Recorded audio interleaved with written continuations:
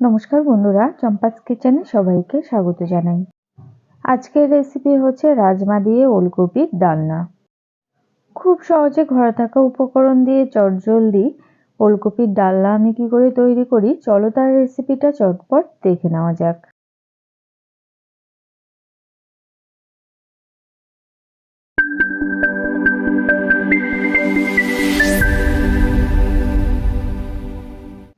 Gas জ্বালিয়ে একটা কড়াই গরম করে নিয়েছি।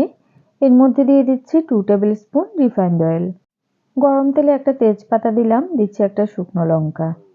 4-5 সেকেন্ড নাড়াচাড়া করে শুকনো লঙ্কাটাকে কালো করে ভেজে নিয়েছি। এবারে দিচ্ছি হাফ টিস্পুন পাঁচফোড়ন। ফোড়ন থেকে একটা সুন্দর গন্ধ বেরিয়েছে। এবারে পাতলা পাতলা করে খোসা ছাড়িয়ে কেটে রাখা ওলকপি আর আলু দিয়ে দিলাম। একটুখানি তেলের সাথে নাড়াচাড়া করে নিয়ে দিয়ে দিচ্ছি 1.5 টিস্পুন পরিমাণ নুন আর দেবো 1 টিস্পুন হলুদ গুঁড়ো। ওলকপি সেদ্ধ হওয়ার পরেও একটু খেতে শক্ত শক্তই লাগে, তাই একদম পাতলা পাতলা করেই কেটেছি। নুন হলুদ ভালো করে মিশিয়ে নিয়েছি।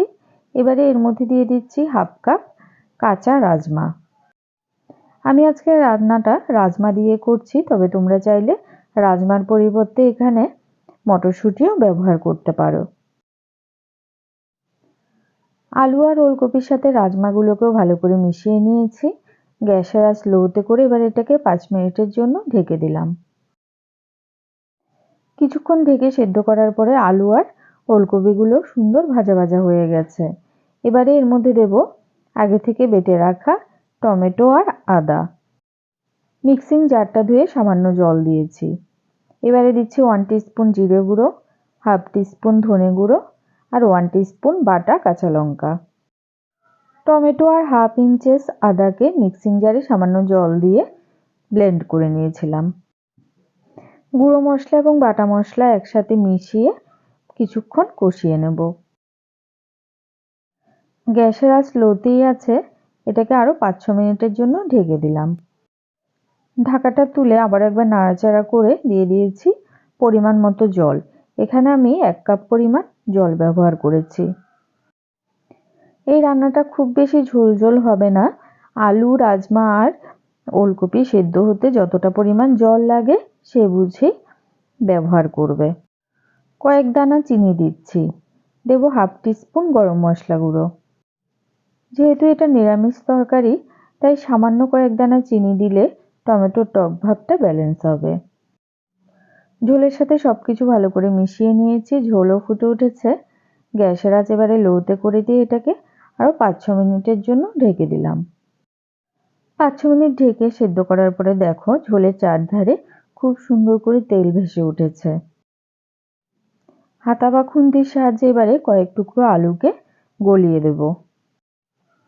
এতে করে ঝোলটা খুব সুন্দর ঘন ঘন হয়ে যাবে। আমাদের চ্যানেল চম্পাস কিচেনের রেসিপিগুলো যদি তোমাদের ভালো লাগে তাহলে অবশ্যই চ্যানেলটাকে সাবস্ক্রাইব করে নেবে এবং পাশে থাকা বেল আইকনটাকে প্রেস করে দেবে। এতে করে যখনই আমি নতুন ভিডিও আপলোড করব সাথে সাথে নোটিফিকেশন তোমাদের কাছে পৌঁছে যাবে। কথা বলতে বলতে এদিকে কয়েক টুকরো আলুকে গলিয়ে দিয়েছি, তবে আলুগুলো কিন্তু এখনো ভালোভাবে সেদ্ধ হয়নি, আর একটু সেদ্ধ হবে, তাই আরো 5-6 মিনিটের জন্য ঢেকে দিলাম। এবারে দেখো ঝোলটা বেশ ঘন হয়ে গেছে। ওলকপি আর আলুগুলো সেদ্ধ হয়ে গেছে। এই সময় চাইলে সামান্য ঘি উপর থেকে ছড়িয়ে দিতে পারো। শীতের রাজমা দিয়ে আলু ওলকপির ডালনা কিন্তু গরম ভাত বা রুটি দুটোর সাথেই পরিবেশন করার জন্য একদম রেডি। রেসিপিটা কেমন লাগলো অবশ্যই কমেন্ট করে জানাবে। ভালো লাগলে লাইক করবে, তোমার বন্ধুদের সাথে ভিডিওটাকে শেয়ার করতে কিন্তু একদম ভুলবে না। এতক্ষণ আমার পাশে থেকে ভিডিওটা দেখার জন্য অনেক অনেক ধন্যবাদ। ভালো থাকবে, সুস্থ থাকবে। পরের ভিডিওতে আবার দেখা হবে। বাই।